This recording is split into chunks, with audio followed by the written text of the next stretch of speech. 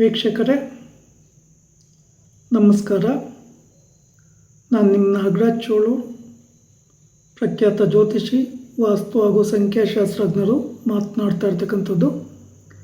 ವೀಕ್ಷಕರೇ, ಇವತ್ತಿನ ಸಂಚಿಕೆಯಲ್ಲಿ ಸಿಂಹ ರಾಶಿಯವರ ಸೆಪ್ಟೆಂಬರ್ ತಿಂಗಳ ಗೋಚಾರ ಫಲಾಫಲಗಳು ಮತ್ತು ಪರಿಹಾರಗಳ ಬಗ್ಗೆ ತಿಳಿಸ್ಕೊಡ್ತಾ ಇದ್ದೇನೆ. ಸಿಂಹ ರಾಶಿಯವರಿಗೆ ಸಮಯ ಉತ್ತಮವಾಗಿಲ್ಲ. ಕಿರಿಕಿರಿ, ಆರೋಪ ಪ್ರತ್ಯಾರೋಪ, ಒಂದು ರೀತಿ ಕಷ್ಟ ನಷ್ಟ, ತುಂಬ ಸಮಸ್ಯೆಗಳು ಕ್ರಿಯೇಟ್ ಆಗ್ತಾ ಇದೆ. ಎಲ್ಲ ವಿಚಾರಗಳಲ್ಲೂ ವ್ಯವಹಾರಗಳಲ್ಲೂ ತುಂಬ ಹೆಚ್ಚಿನ ಜಾಗರೂಕತೆಯನ್ನು ವಹಿಸ್ತಕ್ಕಂಥದ್ದು ಬಹಳ ಉತ್ತಮ.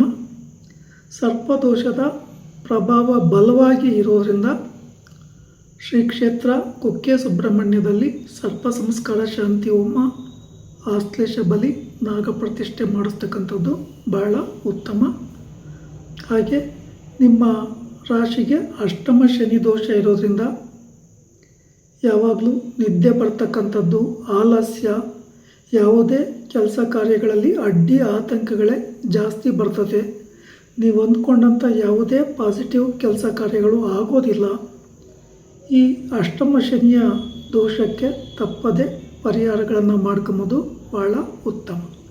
ಶನಿವಾರಗಳಂದು ಶನಿ ಭಗವಾನರಿಗೆ ಬನ್ನಿ ಪತ್ರೆ, ಬಿಲ್ವ ಪತ್ರೆ, ಪೂಜಾ ಸಾಮಗ್ರಿಗಳೊಂದಿಗೆ ದೇವಸ್ಥಾನಕ್ಕೆ ಹೋಗಿ 8 ಸುತ್ತು ಶ್ರದ್ಧಾ ಭಕ್ತಿಯಿಂದ ಕೈ ಮುಗಿದುಕೊಂಡು ಪ್ರದಕ್ಷಿಣೆ ಹಾಕಿ, ಈ ಸಂದರ್ಭದಲ್ಲಿ ಓಂ ಶಂ ಶನೀಶ್ವರಾಯ ನಮಃ ಈ ಮಂತ್ರವನ್ನು ಜಪಿಸ್ತಕ್ಕಂಥದ್ದು ಬಹಳ ಉತ್ತಮ.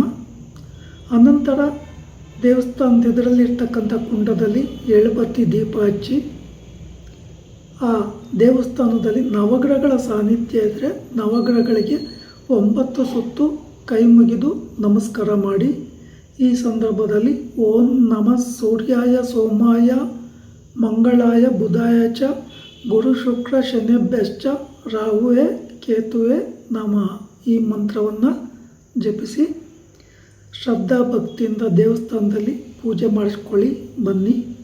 ಎಳ್ಳೆಣ್ಣೆ ದಾನ ಕೊಡಿ, ಅಥವಾ ಅಭಿಷೇಕ ಮಾಡೋ ವಿಗ್ರಹ ಇದ್ದರೆ ಅಭಿಷೇಕವನ್ನು ಮಾಡಿ. ಶನಿವಾರ ಕಟಿಂಗ್ ಶೇವಿಂಗ್ ಮಾಡಿಸ್ಬೇಡಿ, ನಾನ್ ವೆಜ್ ತಿನ್ನಬೇಡಿ.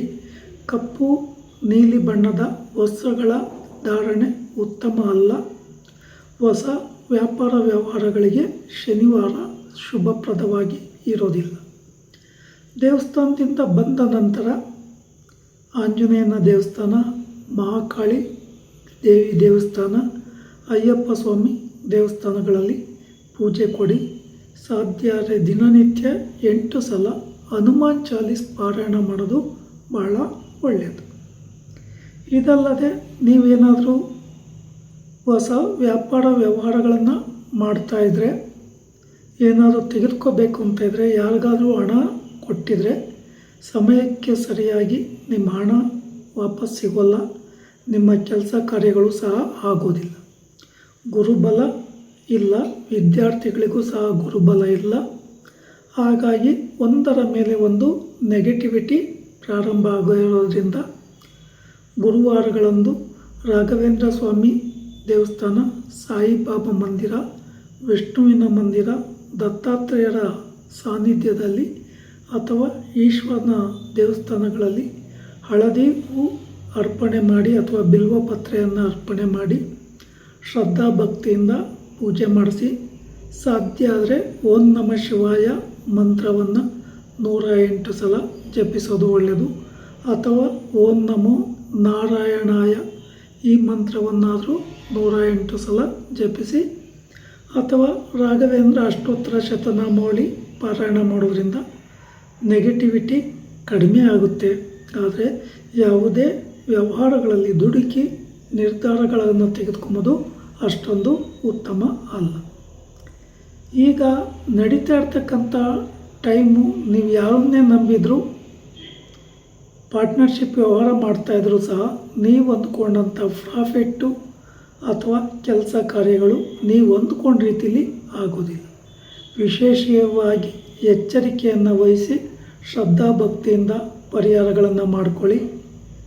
ನಿಮ್ಮ ಗ್ರಾಮದ ಹತ್ತಿರ ಅಥವಾ ಸ್ಥಳದ ಹತ್ತಿರ ಸುಬ್ರಹ್ಮಣ್ಯನ ದೇವಸ್ಥಾನ ಇದ್ದರೆ ಅಥವಾ ನಾಗದೇವರ ಸಾನ್ನಿಧ್ಯ ಇದ್ದರೆ ಮಂಗಳವಾರ ಪಂಚಮಿ ಷಷ್ಠಿ ತಿಥಿ ಇರ್ತಕ್ಕಂಥ ದಿನ ಅಥವಾ ಆಶ್ಲೇಷ ನಕ್ಷತ್ರ ಇರೋ ದಿನ ಅಥವಾ ಅಮಾವಾಸ್ಯೆ ಪೌರ್ಣಮಿಗಳಿರ್ತಕ್ಕಂಥ ದಿನಗಳಲ್ಲಿ ಪೂಜೆ ಕೊಡ್ತಕ್ಕಂಥದ್ದು ಭಾಳ ಉತ್ತಮ.